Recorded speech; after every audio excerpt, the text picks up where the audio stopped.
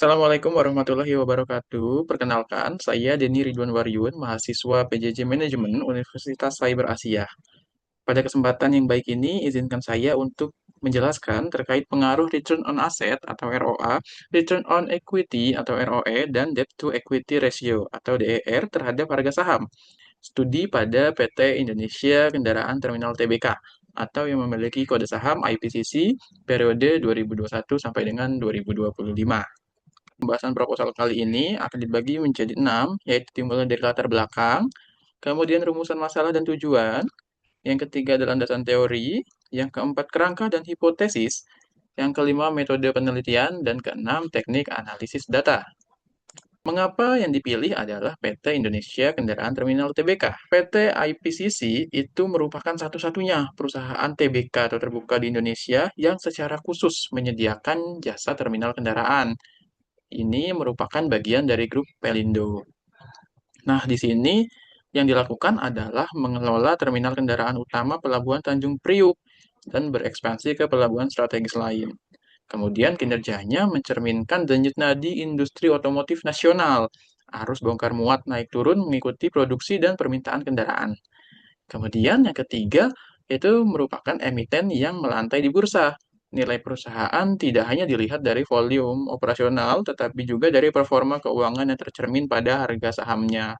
Jadi secara singkat terkait IPCC, sektornya logistik dan terminal pelabuhan, induk grupnya merupakan PT Pelabuhan Indonesia dari atau Pelindo, dan lokasinya ada di Terminal Tanjung Priuk, Jakarta.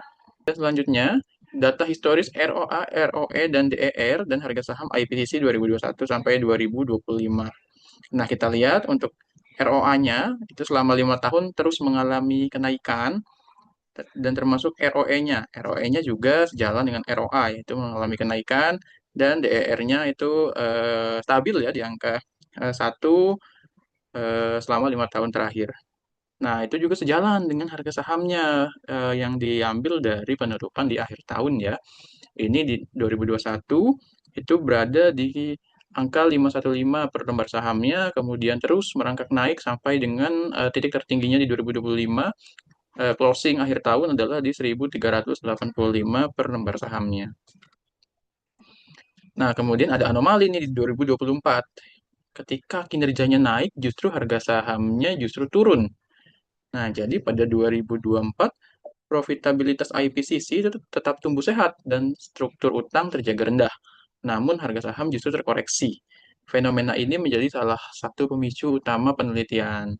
Nah, jadi di 2024 ROA-nya naik 11%, ROE-nya 16%, DR-nya juga stabil di angka 0,45, tetapi harga sahamnya itu turun 705 per lembar saham dari akhir tahun 2023. Kemudian berbicara tentang hasil penelitian terdahulu itu memiliki data yang bertolak belakang. Dari ROE di penelitian 2025 oleh Al-Bustami mengatakan berpengaruh signifikan positif terhadap harga saham perbankan. Namun pada penelitian sebelumnya menurut Ardi Ningrum itu berpengaruh negatif terhadap harga saham. DER itu berdasarkan penelitian Ardi Ningrum berpengaruh positif terhadap harga saham, tetapi di tahun berikutnya diteliti oleh Putri dan Yunas itu pengaruhnya justru negatif terhadap harga saham. Begitu pula ROA, menurut penelitian Nugraha ini, pada tahun 2024 berpengaruh signifikan, tetapi di tahun berikutnya diteliti oleh Sunanto dan Satria tidak berpengaruh secara signifikan. Selanjutnya yang menjadi pertanyaan penelitian adalah yang pertama, apakah ROA berpengaruh secara parsial terhadap harga saham IPCC? Yang kedua, apakah ROE berpengaruh secara parsial? Yang ketiga, apakah DER berpengaruh secara parsial terhadap harga saham? Yang keempat, jika secara simultan, apakah ROA, ROE, dan DER berpengaruh terhadap harga saham pada periode 2001 dan 2025? Terkait tujuan dan manfaat penelitian, untuk tujuannya yang pertama, menguji pengaruh ROA secara parsial terhadap harga saham. Yang kedua, menguji pengaruh ROE secara parsial terhadap harga saham. Yang ketiga, menguji pengaruh DER secara parsial terhadap harga saham. Dan yang keempat, menguji pengaruh ROA, ROE, dan DER secara simultan terhadap harga saham IPCC. Manfaat penelitian secara teoritis itu bisa memperkaya literatur manajemen keuangan terkait signaling teori dan struktur modal pada sektor logistik pelabuhan, dan bisa menjadi referensi lanjutan bagi insan akademis. Untuk manfaat praktisnya bagi investor itu bisa menjadi bahan pertimbangan keputusan investasi berbasis analisis fundamental. Sedangkan bagi manajemen IPCC, evaluasi internal atas respon pasar terhadap rasio keuangan guna merumuskan kebijakan yang lebih optimal. Kemudian kita memasuki bab 2, landasan teori.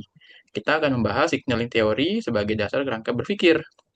Itu merupakan dikembangkan oleh Michael Spence di tahun 1973 yang mengatakan bahwa manajemen memiliki informasi lebih banyak dan lebih cepat dibanding investor luar atau asymmetric information sehingga wajib memberi sinyal melalui laporan keuangan. Di sini kalau diukur dari awal itu kinerja internal, ROA, ROE naik dan DER terjaga rendah. Kemudian yang angka selanjutnya adalah akan timbul sinyal untuk pasar berupa laporan keuangan sebagai good news atau bad news.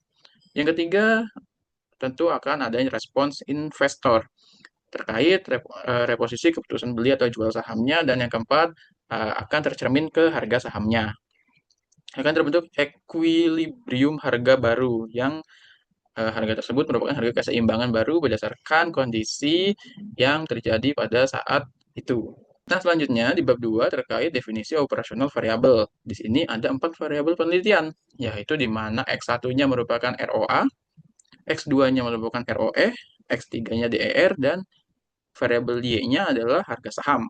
Nah, di mana ROA merupakan secara prinsip akuntansinya memiliki rumus laba bersih setelah pajak dibagi total aset, ROE laba bersih setelah pajak dibagi total ekuitas, DER adalah total liabilitas dibagi total ekuitas, dan harga saham di sini yang menjadi patokan adalah ketika closing harga pasarnya. Kemudian kita akan membahas kerangka konseptual dan hipotesis, yaitu dari rasio keuangan menuju harga saham, di mana ada ROA dilambangkan dengan X1, ROE dilambangkan dengan X2, dan DR dilambangkan dengan X3, yang nanti akan mencerminkan pengaruhnya terhadap harga saham di harga closing price. Hipotesis penelitiannya itu yang pertama, ROA berpengaruh positif dan signifikan, ROE berpengaruh positif dan signifikan, DER berpengaruh negatif dan signifikan. Kemudian, hipotesis keempat, ROA, ROE, dan DER berpengaruh signifikan secara simultan terhadap harga sahamnya. Kemudian, terkait desain populasi dan sampel penelitian, jenis penelitiannya yaitu melakukan kuantitatif, menggunakan model regresi linear berganda. Objek dan subjeknya yaitu adalah ROA, ROE, DER, dan harga saham. Dalam hal ini triwulanan PT IPCC. Sumber datanya itu data sekunder dari laporan keuangan audit yang bisa kita akses di website Bursa Efek, dan harga saham historis yang bisa kita cek di Yahoo Finance atau di platform saham. Kemudian populasinya adalah seluruh data laporan keuangan dan harga saham historis. Sampelnya itu kita menggunakan purposive sampling, adalah laporan keuangan secara kuartal dimulai dari 2021 sampai 2025. Kemudian yang keenam, teknik pengumpulannya adalah dokumentasi laporan keuangan dan studi pustaka jurnal terdahulu. Bab 3, teknik analisis data, yaitu kita akan membahas tentang tahapan pengujian statistik. Yang pertama, statistik deskriptif, yaitu nilai dari minimum, nilai maksimum, rata-rata, dan standar deviasi. Kemudian yang kedua, uji asumsi klasik, itu ada normalitas, multikolinearitas, autokorelasi, dan heteroskedastisitas. Kemudian yang ketiga, regresi linear berganda, Y sama dengan alfa ditambah beta 1 X1 ditambah beta 2 X2 ditambah beta 3 X3 ditambah Y. Kemudian yang keempat, uji hipotesis, yaitu uji T secara parsial, uji F secara simultan, dan koefisien determinasi atau R kuadrat. Ya, begitulah rekan-rekan semua terkait penjelasan ROA, ROE, dan DER terhadap harga saham IPCC. Semoga bisa menjadi insight dan masukan pada teman-teman semua. Tentunya penelitian ini masih jauh dari kata sempurna. Apabila ada masukan dan saran, saya pribadi sangat menghargai dan berharap semoga bisa menambah wawasan bagi saya khususnya dan bisa memperbaiki penelitian untuk mahasiswa berikutnya. Mohon maaf apabila ada salah perkataan atau salah perbuatan yang disampaikan sebelumnya. Akhir kata, wassalamualaikum warahmatullahi wabarakatuh. Terima kasih.